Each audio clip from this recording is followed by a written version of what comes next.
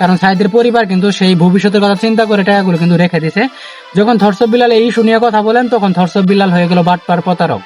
আসলে ভালো সত্যবাদী যারা সত্য কথাগুলো তুলে ধরে তখনই কিন্তু দেখতে পারবেন একজন মানুষের দুষ গুণের কিন্তু অভাব থাকবে না। আজকে আসলে জুয়েল যে ইস্যুগুলো নিয়ে কথা বলে, জুয়েলের এখানে কথা বলার কোনো যোগ্যতাই নাই।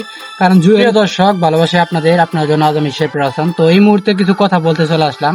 সেই জামালপুরের জুয়েল এমনকি থরসব বিলালের যে সংঘর্ষটা হচ্ছে সেই সংঘর্ষ বিষয় নিয়ে একটু কথা বলি।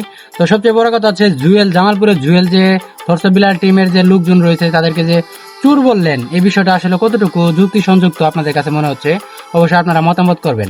কারণ একজন মানবিক মানুষ হয়ে আরেকটা মানবিক মানুষের টিমকে যদি চুর বলে তাহলে দিন শেষে মানবিক কাজে নিশ্চয়ই চুরি করার একটা অভ্যাস রয়েছে। নয়তো এই কাজটা আসলে এই কথাটা কিন্তু বলতেন না যদি হিম্মত থাকতো। কারণ দেখেন জুয়েল যে কথাটা বলছে, জুয়েল কিন্তু আসলেও টিম নিয়ে কাজ করে না, সে কিন্তু নিজেই মানবিক কাজ করে তার নিজের ফোনের নাম্বারগুলো কিন্তু দিয়ে দেয়। দিন শেষে দেখবেন যে জুয়েল লক্ষ লক্ষ টাকা মানুষকে দিচ্ছে, এগুলো মানুষের টাকায় কিন্তু দিচ্ছে, নাম হচ্ছে জুয়েলের। তাহলে চিন্তা করে দেখেন সে জায়গায় জুয়েল যে কথাগুলো বলেছে এগুলা কি মেনে নেবে? কোনো কন্টেন্ট ক্রিয়েটর মেনে নেবে না। কারণ শুধু অডিয়েন্স না, এমনকি অনেক জায়গা থেকে মানবিক মানুষেরাও কিন্তু আলোচনা করতেছে। কারণ জুয়েলের মতো একজন জঘন্য মানুষ নিজে প্রমাণ করলেন তার কাজ দিয়ে, কিন্তু দেখেন তার কাজের কারণে কিন্তু আজকে সমালোচনায়। মানবিক কাজের মধ্যে যদি চুর থাকে, চুরি করার মতো অপশন থাকে, তাহলে তো জুয়েলও তো একজন চোর। কারণ জুয়েল যদি মানবিক একজন কাজ করা সত্ত্বেও সে যদি থরসব বিলালের টিমকে যদি চোর বলে, তাহলে জুয়েলের মধ্যে কতটুকু নিশ্চয়তা আছে, সত্যবাদী সে কতটুকু প্রমাণ আছে?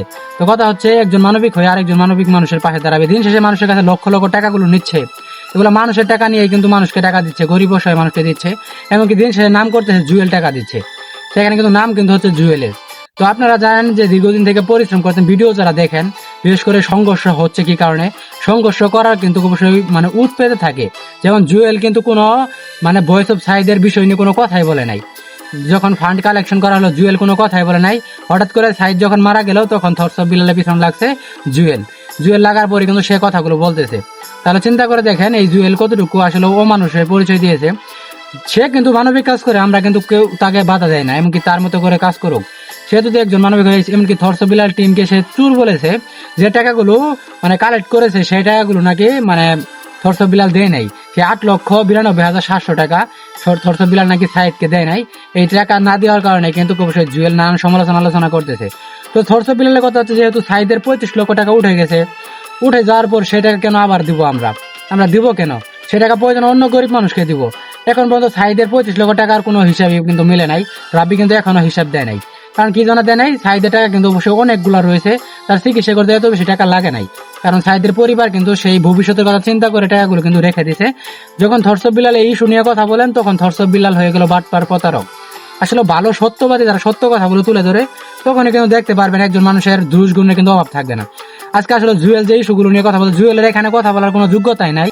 কারণ জুয়েল থরসব বিলালের পিছনে লাগার কোনো যোগ্যতা নাই। যদি জুয়েল সাইদের পাশে দাঁড়াতো, ভিডিওর বার্তার মাধ্যমে যদি প্রকাশ করতো তাহলেও একটা কাজ হইতো। সেখানে জুয়েল কি করলো? কোনো কথা না বলে জুয়েল সাইদ মারা গেল, মারা যাওয়ার পর জুয়েল থরসব বিলালের পিছনে লাগলো। এখানে যুক্তি সংযুক্ত কথা রয়েছে। আপনারা যদি ভিডিওটা দেখেন প্রমাণ হিসেবে আপনাদের মতামতগুলো অবশ্যই কমেন্ট করে জানাবেন। আর ভিডিওটা ভালো লাগলে শেয়ার করবেন। এমনকি রাব্বিকে এই ভিডিওর বান্ধবী বার্তা দিচ্ছে যে 25 লক্ষ টাকা উঠেছে, রাব্বির হিসাব দিতে হবে। এমনকি কিশোরগঞ্জবাসী যারা রয়েছে কন্টেন্ট ক্রিয়েটর সবার হিসাব দিতে হবে। সাইদের কত টাকা লাগলো, কত টাকা ব্যয়বহুল হলো, এগুলোর হিসাব দিতে হবে। এগুলো পাবলিকের টাকা, এই পাবলিকের টাকা পাবলিককেই দিতে হবে, পাবলিককে বুঝ দিতে হবে। এমনকি দেখেন থরসব বিলাল টিমের যে প্লাবানগুলো টাকা উঠাইছে, উঠানোর পর সেই টাকাগুলো মসজিদে দিচ্ছে।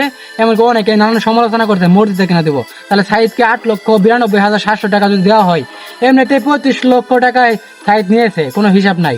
সেখানে 8,92,700 টাকা দিলে সাইদের পরিবার তো আরো বিলাসবহুল জীবন পার করবো। এমনকি সাইদের পরিবার নাকি সুদের পর টাকা লাগাচ্ছে সাইদ মারা যাওয়ার পরে। চিন্তা করে দেখছেন দিন সে মানবিক কাজের মধ্যে মানুষের কত সমালোচনা, কত অভিযোগ দেখতে পাচ্ছেন, প্রমাণ হিসেবে আপনারা পাচ্ছেন। তো ভিডিওটা প্রচুর শেয়ার দিবেন। ভালো থাকবেন, সুস্থ থাকবেন। দেখা হবে নেক্সট কোনো নতুন একটা ভিডিওতে। আজকের মধ্যে এখানে বিদায়। আল্লাহ হাফেজ।